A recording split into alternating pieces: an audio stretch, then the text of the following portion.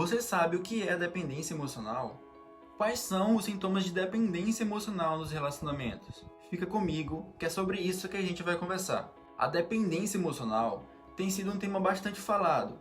É um assunto que grande parte das pessoas tem mais ou menos uma noção do que seja, até mesmo pelo nome que é bem sugestivo. Tem vários livros, filmes sobre o assunto. E é também um assunto que vem sendo bastante estudado, principalmente porque é um problema que faz parte da realidade de muitas pessoas. Entre 5 e 25% da população passa por isso. De uma maneira bem geral, as pessoas que sofrem de dependência emocional têm um jeito de ser bem submisso. Para elas é muito difícil tomar decisões nos relacionamentos.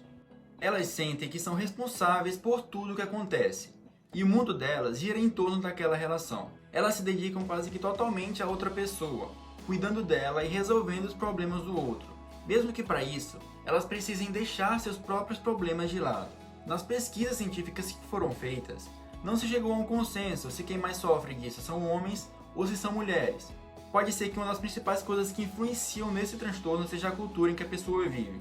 Em algumas culturas, há a ideia de que o relacionamento é algo essencial para que as mulheres sejam felizes, por exemplo, e que para isso, elas devem se sujeitar a todo tipo de coisa que o marido faça, satisfazendo todos os desejos dele. Outros fatores, como a forma como os relacionamentos amorosos são retratados na mídia, como as pessoas exibem seus relacionamentos nas redes sociais e também como são retratados nos livros, acabam reforçando esses padrões patológicos de dependência emocional. Por causa disso, as pessoas já esperam relacionamentos dependentes, então quando vivem a relação, acabam achando que essa dependência é normal. Mas mesmo que exista uma questão da cultura na dependência emocional, esse transtorno deve ser encarado como multifatorial, ou seja, não existe uma só causa. É algo que também tem questões neurológicas e psicológicas envolvidas. Alguns estudos recentes que têm investigado as bases neurológicas do amor têm encontrado indícios de que o amor e o uso de substâncias psicoativas têm mecanismos muito parecidos. Outras questões envolvidas que contribuem com a dependência emocional têm a ver com a vivência familiar e os estilos de apego que foram aprendidos durante a infância. Esses padrões acabariam se repetindo na vida adulta. O apego preocupado e o apego ambivalente seriam os dois predominantes. Nos dois casos, a pessoa tem uma visão muito negativa de si mesma e positiva dos outros. Essas pessoas geralmente se sentem culpadas quando passam por rejeições sociais. Elas cuidam demais e se envolvem excessivamente com o outro.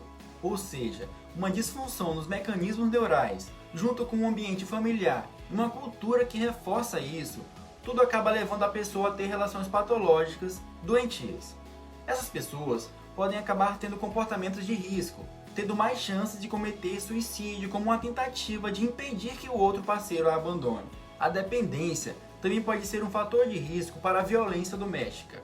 Homens que são emocionalmente dependentes tendem a assumir o papel de abusadores, e do outro lado, mulheres emocionalmente dependentes acabam tendendo a ser vítimas.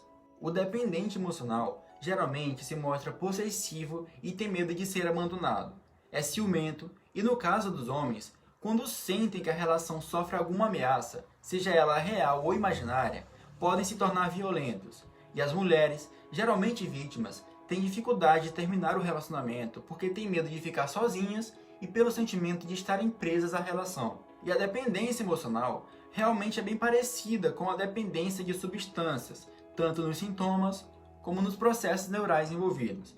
Existe uma questão que é como uma espécie de vício na relação, que torna ainda mais difícil terminar ela, porque a pessoa sofre abstinência ao tentar fazer isso. Uma das dificuldades no tratamento de pessoas com esse transtorno é que muitas delas não sabem do problema, e elas só procuram a terapia porque o relacionamento já chegou ao fim, e com o objetivo de mudar sua maneira de agir para conseguir reatar a relação. Então, se você acha que sofre desse problema, não deixe de procurar a psicoterapia. Eu, como psicólogo, me coloco à disposição. Aqui embaixo tem os meus contatos, meu site, meu Instagram. Vou deixar aqui em cima um outro vídeo onde eu falo como um psicólogo pode ajudar uma pessoa. Eu espero que esse conteúdo tenha te ajudado de alguma forma e até um próximo vídeo.